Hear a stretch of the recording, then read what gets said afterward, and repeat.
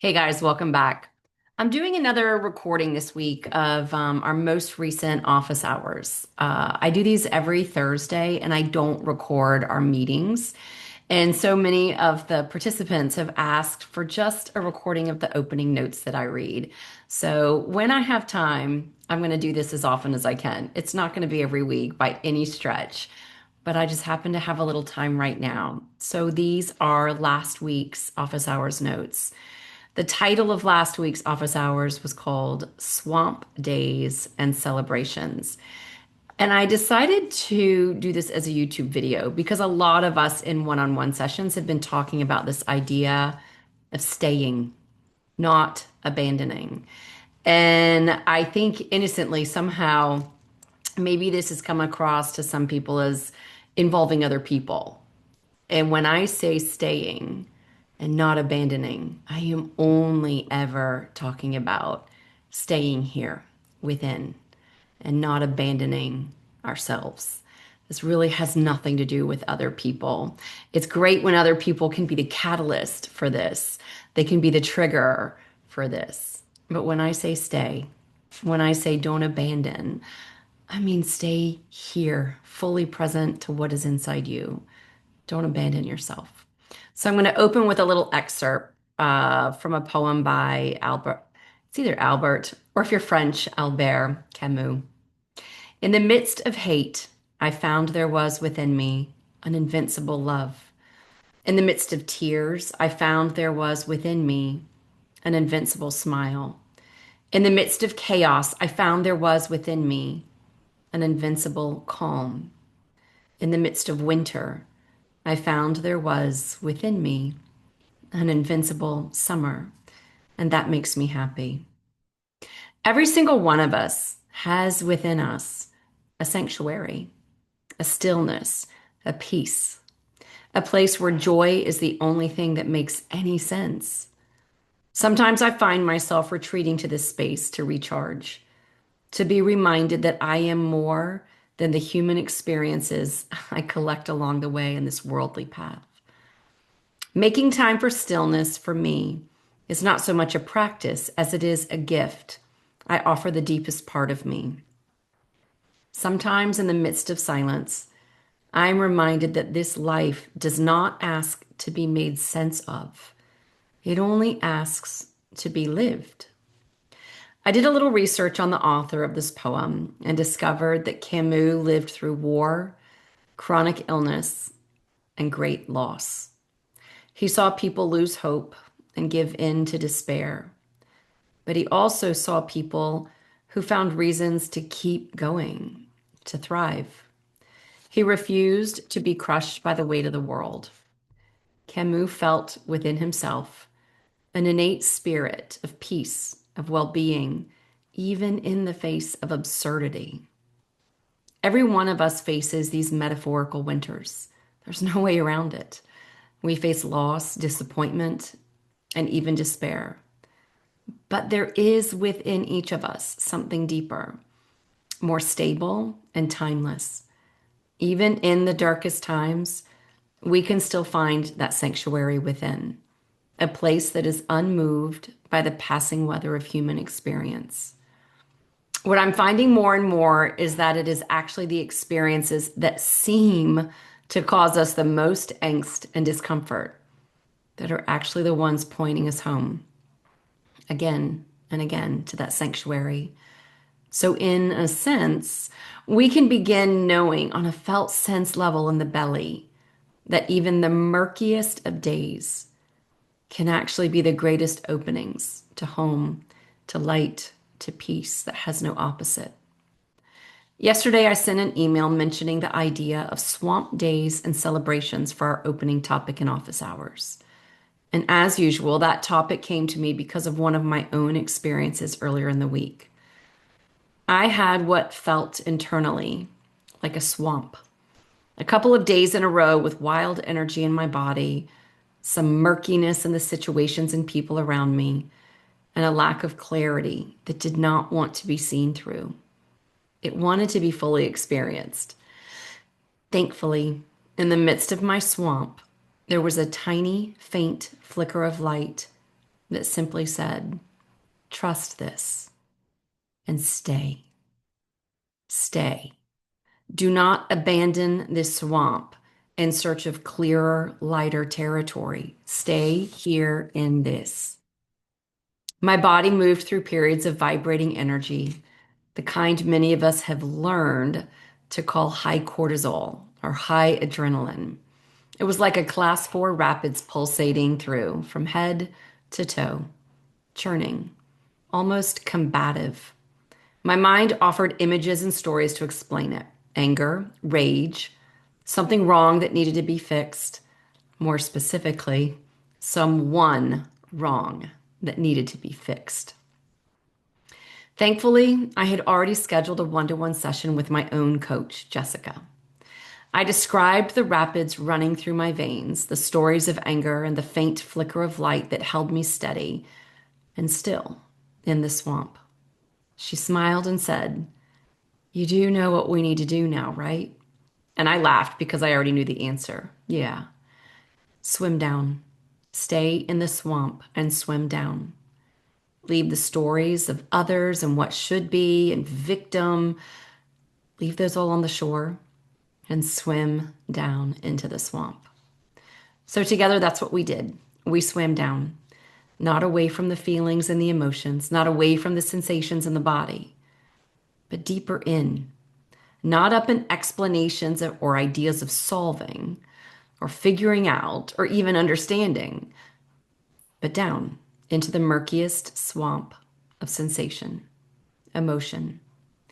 After all, that's where the treasures lie, not in fixing the characters around us, not in fixing the plot lines or the story at the shore, but in discovering what is asking to be seen and held deep within us. Jessica held space for me to stay as the energy intensified, which it does, reminding me that sensations cannot overtake me. Energy is energy. Emotions, sensations, they are made of the same stuff as me: aliveness, life, energy. Partway down, it felt absolutely, undeniably true that someone outside of me needed to change and do better for me to be okay. That old familiar red flag appeared, the mind pointing outward for my safety and okayness, outsourcing my well being to the behaviors and actions of another person, placing the metaphorical dog leash in the hands of someone outside of me to determine when I get to be okay and not okay. Thank you, mind. Thank you for your protective instinct to bring me back to shore, back to stories of others and what should be, back to the victim identity. Thank you for doing your protective job. Thank you. But I am safe now, and I'm going to leave all those stories at the shore. Instead of arguing with or trying to correct the primitive, innocent mind, I took a deep breath, stayed in the swamp, and went deeper. I found the small, desperate place inside me that needed me. I could feel her in my belly and in my chest. I put one hand on the lower part of my belly and one on my heart, and I held her. I let her know she's safe, that she had me, and that was enough. I was not going anywhere. I could sense her need to be heard, to have a voice, to speak a truth. Her anger and fear and frustration was palpable. So I did the only thing that ever feels right to do these days. I stayed. I held her. I assured her that everything is okay now. She has a voice and I'm here to listen. I assured her that I would no longer outsource love, safety, and a soft place to land to someone outside of me. I was here, and that's enough. As I stayed, the anger that had felt so fierce softened and broke open into grief. Tears came, not because anything outside of me had resolved, but because the protective layer of rage had done its job, and it could finally relax and dissolve. The treasure was right there at the bottom of the swamp. She was waiting for me all along. I didn't need to climb out of the swamp. I didn't need higher ground or a brighter light. I just needed to keep swimming down until I found what had always been there, the capacity to stay, to not abandon myself, to not abandon that part of me that had learned to stay small and silent and afraid. Nothing outside of me changed in that 1 hour session with Jessica, but everything inside did.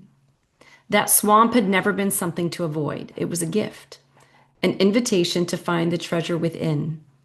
And with a little help from Jess, staying and swimming down was the path to the treasure. There are days when, by design, our clarity goes offline. We have no access to our usual tools and techniques and mantras. Nothing logical is even available. We're in the swamp, not because we're lost, but because something deeper is happening. Old material from childhood or from previous generations or previous lifetimes is rising up to be felt, not solved, not understood, just felt. And the invitation is disarmingly simple. Stay. Do not abandon yourself. Leave the stories of other people and what should be happening on the shore and stay with what is inside. Leave the lessons that your mind so desperately wants to teach others, the changes it wants to see in others, safely on the edge of the shore.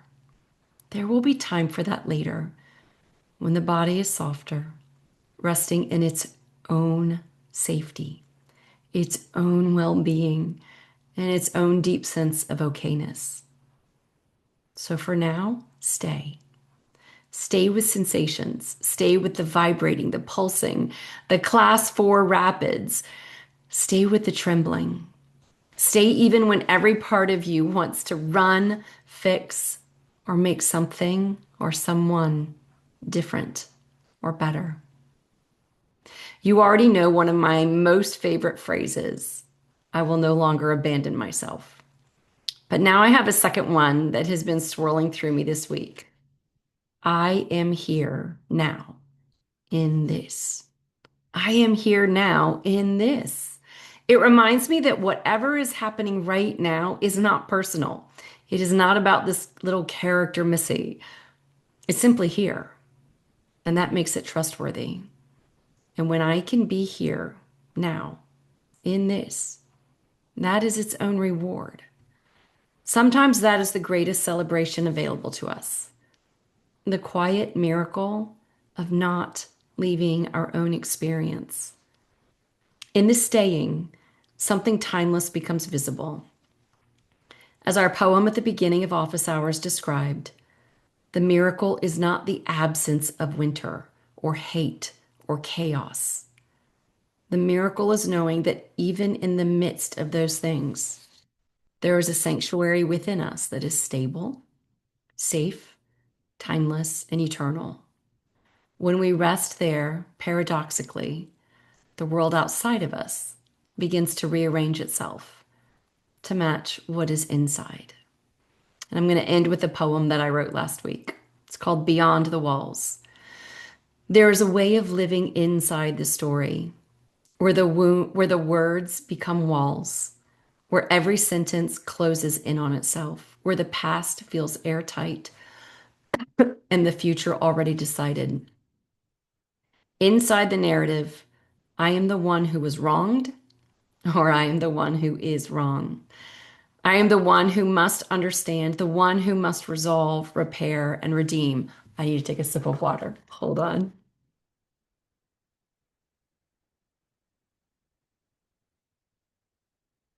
Here inside the narrative, the mind speaks in absolutes and calls it the truth.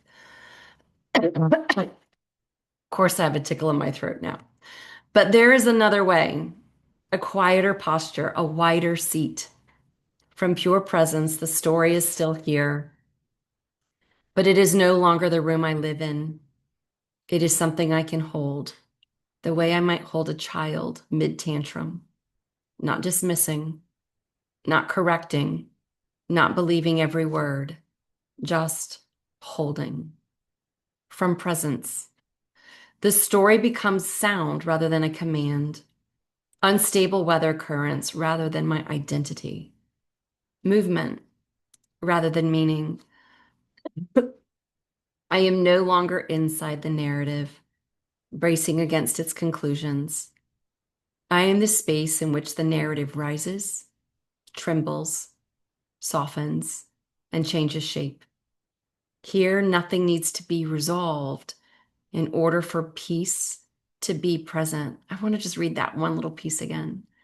Here, nothing needs to be resolved for peace to be present. Here, even the urge to understand is held with kindness. The story can speak. It just no longer gets to decide who I am. Thanks, guys. Thanks for putting up with the little tickle in the throat there. I have no editing skills. I have no desire to learn editing skills. So you're going to get this in its raw form like you always do. I love you guys, and I will see you again probably in a few days. Bye.